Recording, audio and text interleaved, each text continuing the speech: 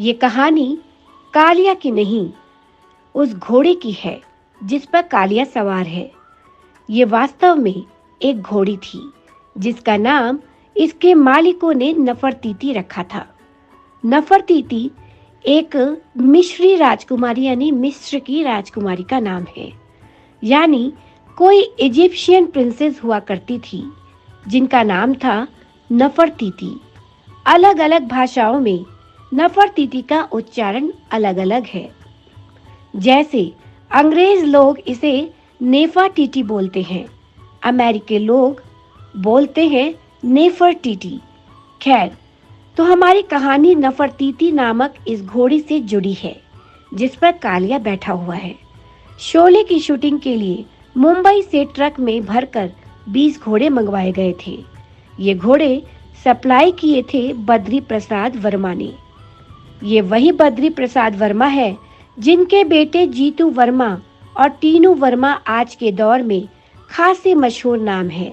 जीतू वर्मा को हम soldier film के जोजो के रोल से पहचानते हैं और टीनू वर्मा को हमने मेला फिल्म के गुज्जर के रोल में देखा है। बद्री प्रसाद वर्मा का काम था फिल्मों के लिए घोड़े सप्लाई करना। शोले के लिए भी उन्होंने घोड़े सप्लाई किए थे, लेकिन 20 घोड़े कम थे। रमेश सिप्पी को और घोड़ों की जरूरत थी।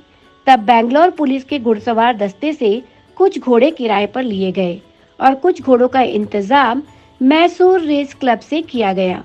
कुल मिलाकर 20 और घोड़े मंगवाए गए। अब मुंबई के घोड़े तो फिल्मों की शूटिंग के लिए ट्रेंड थे। वो एक्शन और कट की कमांड्स को समझ जाते थे, लेकिन ये नए घोड़े शूटिंग वगैरह के आदी नहीं थे। इसलिए शूटिंग के वक्त कई दफा ये घोड़े बिदक भी जाते थे और सबसे ज्यादा बिदकती थी नफरतीति नाम की ये घोड़ी। रेस कोर्स में भागने वाली ये घोड़ी अक्सर तेज हवाओं, तेज आवाजों, बड़ी और चमकदार लाइटों और लोगों की भीड़ को देखकर बिदक जाती थी। नफरतीति इतनी बुरी तरह से बिदकती थी कि इस पर जो भी बैठा होता था वो जमीन पर गिर जाता था। कई लोगों को तो मामूली चोटें भी आई थी। इसलिए क्रू के लोगों ने नफरतीति का नाम नफरती रख दिया। नफरतीति का रिकॉर्ड था कि शूटिंग के दौरान जिसने भी इस पर सवार होने की कोशिश की वो कम से कम एक दफा तो इसके गुस्से का शिकार जरूर बना और जमीन पर पटका गया। शोले का वो सीन आपको याद होगा जब होली गीत के बाद ठाकुर फ्लैशबैक में अपनी कहानी सुनाता है। उस सीन की शुरुआत भागते गब्बर सिंह का पीछा करते ठाकुर से होती है। उस सीन को फिल्माते वक्त नफरतीति ने 5 दफा अमजद खान को जमीन पर पटका था। नफरतीति का प्रकोप सबसे ज्यादा किसी ने झेला है तो वो थे वीजू खोटे। शोले में कालिया बने वीजू लगभग 7.5 मिनट के लिए ही दिखे, लेकिन इतने से दृश्यों को फिल्माने में ही 2 हफ्तों का समय लग गया। पहले हफ्ते में ही नफरतीति ने वीजू को 6 दफा पटका था। वीजू ने रमेश सिप्पी से कहा था कि इस घोड़े को बदलकर कोई दूसरा घोड़ा उन्हें दे दिया जाए, लेकिन मसला ये था कि नफरतीति जैसा दिखने वाला कोई और घोड़ा उपलब्ध था ही नहीं। और चूंकि वीजू का पहला शॉट गांव में घुसते हुए नफरतीति पर ही फिल्माया गया था, तो अब उनका घोड़ा बदलना सही नहीं होता। गांव में घुसते वक्त कालिया और उसके बाकी दोनों साथी एक पुल से होकर भी गुजरते हैं जो तालाब के ऊपर बना है। ये सीन फिल्माने में तगड़ी समस्या हो गई।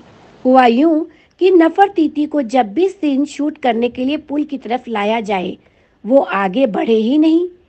कालिया यानी वीजू खोटे ने नफरतीति को काफी पुचकारा, ये सोचकर कि शायद इसकी दुविधा कम हो और ये पुल के ऊपर से गुजर जाए, लेकिन नफरतीति को तो मानो जैसे कोई फोबिया हो पानी से। काफी देर तक कोशिश करने के बावजूद वो पुल के ऊपर से गुजरी नहीं।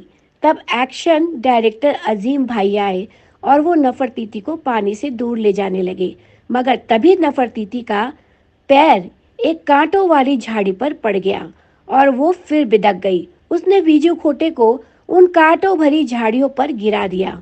वीजू खोटे की कमर और अन्य जगहों पर काफी चोटें आई। जब ठाकुर और कालिया के बीच संवाद फिल्माए जा रहे थे तब भी नफरतीती ने खूब ड्रामा किया था। इस सीन में कालिया के पास एक राइफल होती थी। ये राइफल जब भी नफरतीती के शरीर को टच करे, वो बुरी तरह से डर जाती थी और बिदक कर वीजू खोटे को जमीन पर पटक देती थी या फिर बेतहाशा दौड़ने लग जाती। तब वीजू खोटे से अजीम भाई ने कहा कि अपने पैरों को इस तरह से फैलाओ कि राइफल घोड़ी को ना छुए, क्योंकि जब भी तुम्हारी राइफल इसके शरीर को छूती है, ये उसे डंडा समझकर डर जाती है और भागने लगती है। शायद अस्तबल में इस पर डंडा चलाया जाता होगा।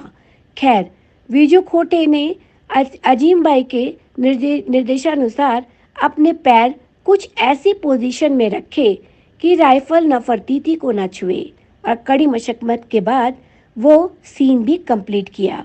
नफरतीती के हंगामे की एक और घटना वो थी जिसमें शोले के इसी दृश्य का एक क्रेन शॉट लिया जा रहा था। जैसे ही नफरतीती ने क्रेन को देखा, वो फिर से बिदक गई। उसने फिर से वीजू खोटे को जमीन पर दे पटका। अब की बार वो एक पत्थर पर गिरे और इस दफा गिरने के बाद तो वीजू खोटे के सब्र का बांध टूट गया।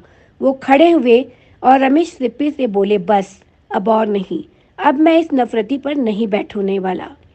रमेश सिप्पी ने वीजू खोटे को शांत करने की खूब कोशिशें की, लेकिन वो शांत होने को तैयार नहीं थे।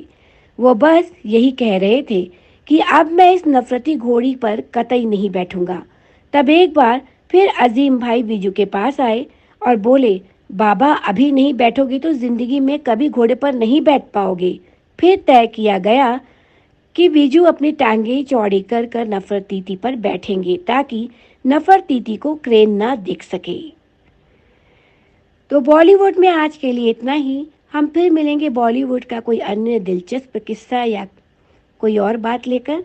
तब तक के लिए नमस्कार।